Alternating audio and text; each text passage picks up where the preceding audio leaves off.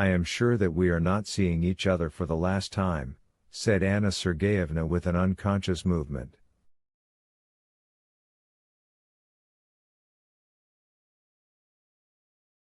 Anything can happen in this world, answered Bazarov, and he bowed and went out.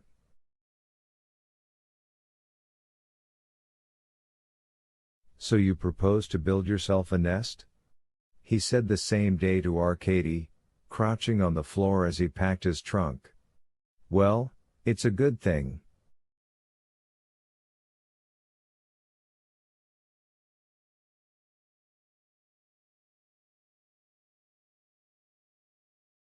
Only you needn't have been such a humbug about it. I expected you'd go in quite a different direction. Perhaps, though, it took you unawares?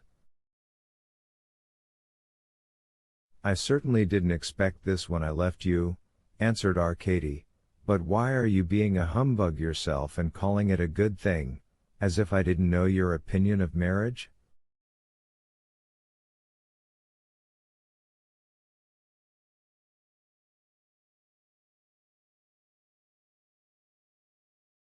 Ah, my dear friend, said Bazarov, how you express yourself.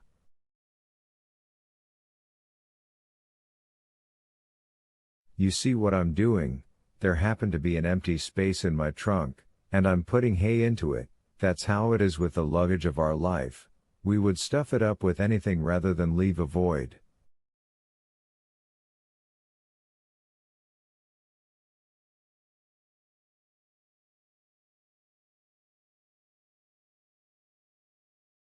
Don't be offended, please, you probably remember what I always thought of Katerina Sergeyevna.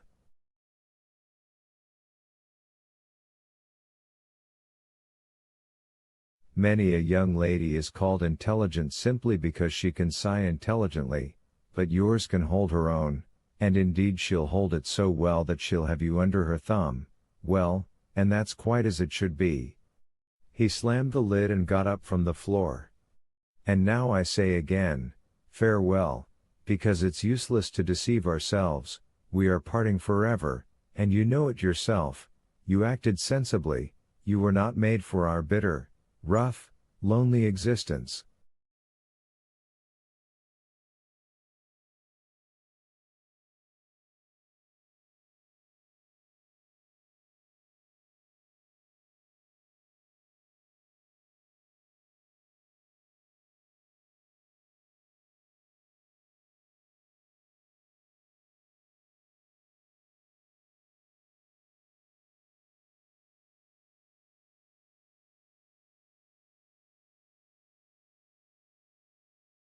There's no daring in you, no hatred, though you've got youthful dash and youthful fervor, that's not enough for our business.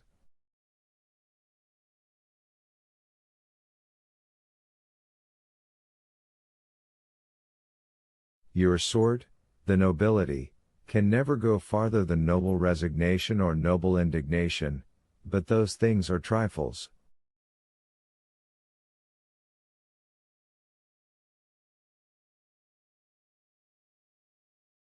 For instance, you won't fight, and yet you fancy yourselves as brave fellows, but we want to fight.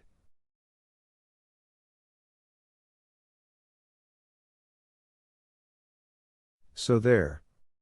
Our dust would get into your eyes, our mud would soil you, but you're not up to our standard, you unconsciously admire yourselves and you enjoy finding fault with yourselves, but we're fed up with all that, we want something else. We want to smash people.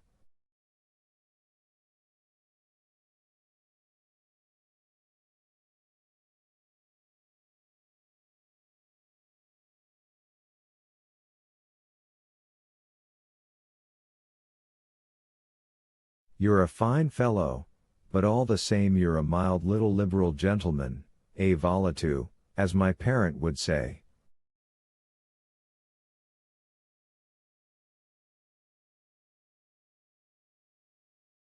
You are bidding goodbye to me forever, Yevgeny, said Arkady sadly, and you have nothing else to say to me.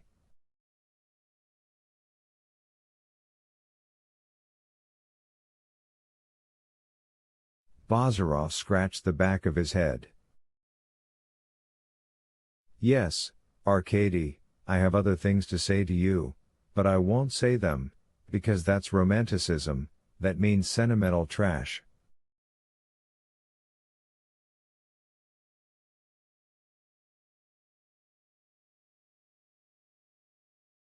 But you hurry up and marry, settle down in your nest and have as many children as you like.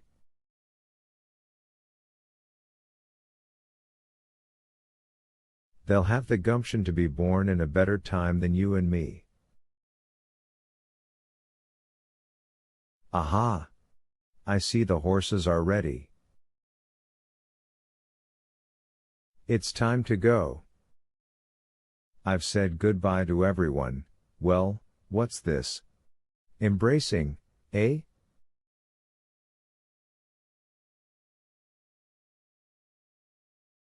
Arkady threw himself on the neck of his former teacher and friend, and tears fairly streamed from his eyes.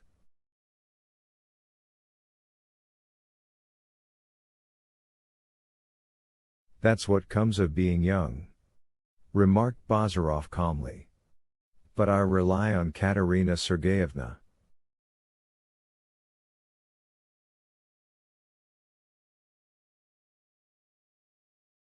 You'll see how quickly she can console you. Farewell, brother, he called out to Arkady, as he was already climbing into the cart, and pointing to a pair of jackdaws, sitting side by side on the roof of the stables, he added, there you are. Learn from the example.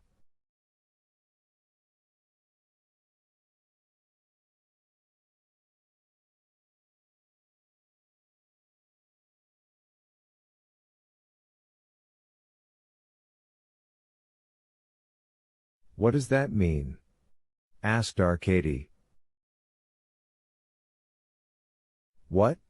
Are you so weak in natural history, or have you forgotten that the jackdaw is a most respectable family bird?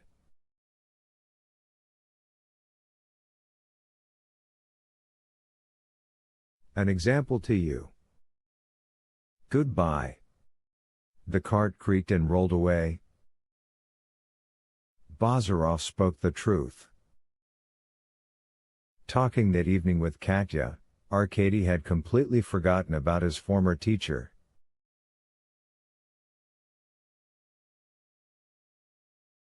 He had already begun to follow her lead, and Katya felt this and was not surprised.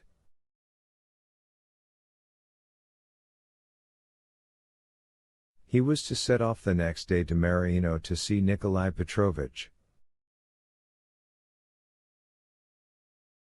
Anna Sergeyevna had no wish to hamper the freedom of the young people, but on account of decorum she did not leave them alone for too long.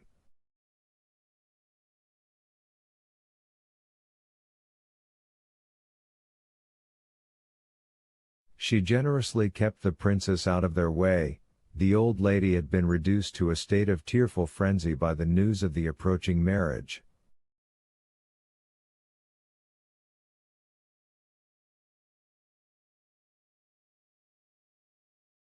At first Anna Sergeyevna was afraid that the sight of their happiness would prove rather upsetting to herself, but it turned out to the contrary. It not only did not upset her to see their happiness, it occupied her mind, and in the end it even soothed her heart.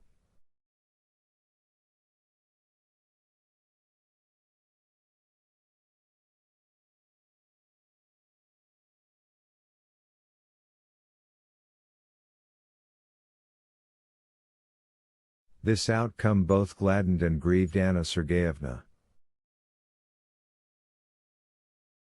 Evidently Bazarov was right, she thought. I have curiosity, nothing but curiosity, and love of a quiet life, and egoism.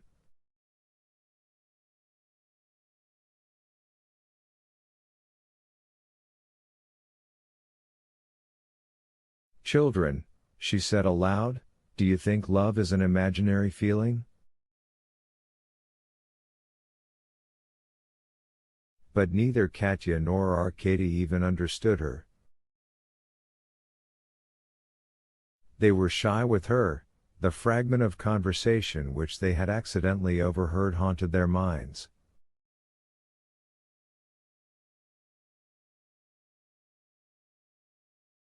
But Anna Sergeyevna soon relieved their anxieties, and that was not difficult for her. She had set her own mind at rest.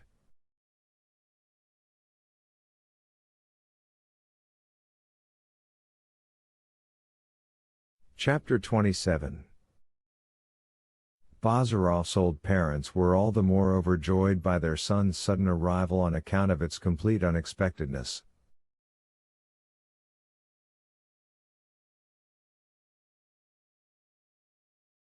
Irina Vlasyevna was so agitated, continually bustling about all over the house, that Vasily Ivanovich said she was like a partridge. The short flat tail of her little jacket certainly gave her a bird-like look.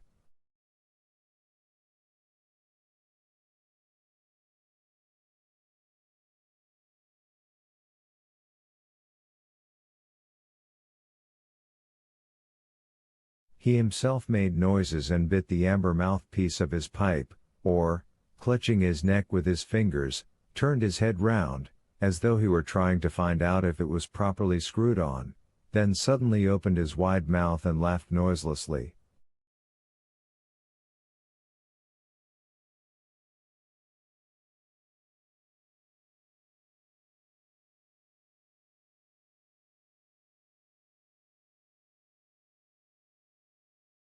"I've come to stay with you for 6 whole weeks, old man," Bazarov said to him. "I want to work, so please don't interrupt me."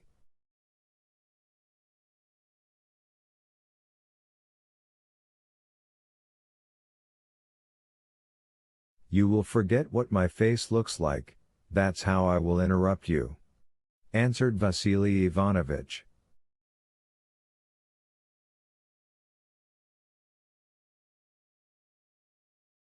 He kept his promise. After installing his son in his study as before, he almost hid himself away from him and he restrained his wife from any kind of superfluous demonstration of affection.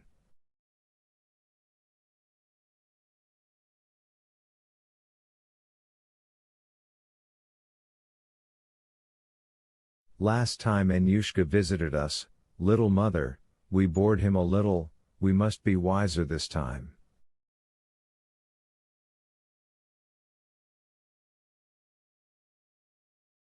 Irina Vlasyevna agreed with her husband, but she gained nothing thereby, since she saw her son only at meals and was in the end afraid to say a word to him.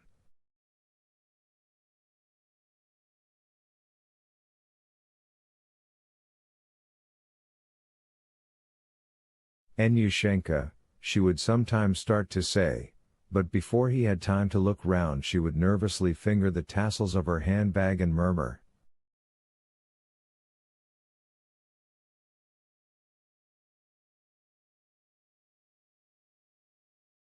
"Never mind, I only." And afterwards she would go to Vasily Ivanovich and ask him, her cheek leaning on her hand,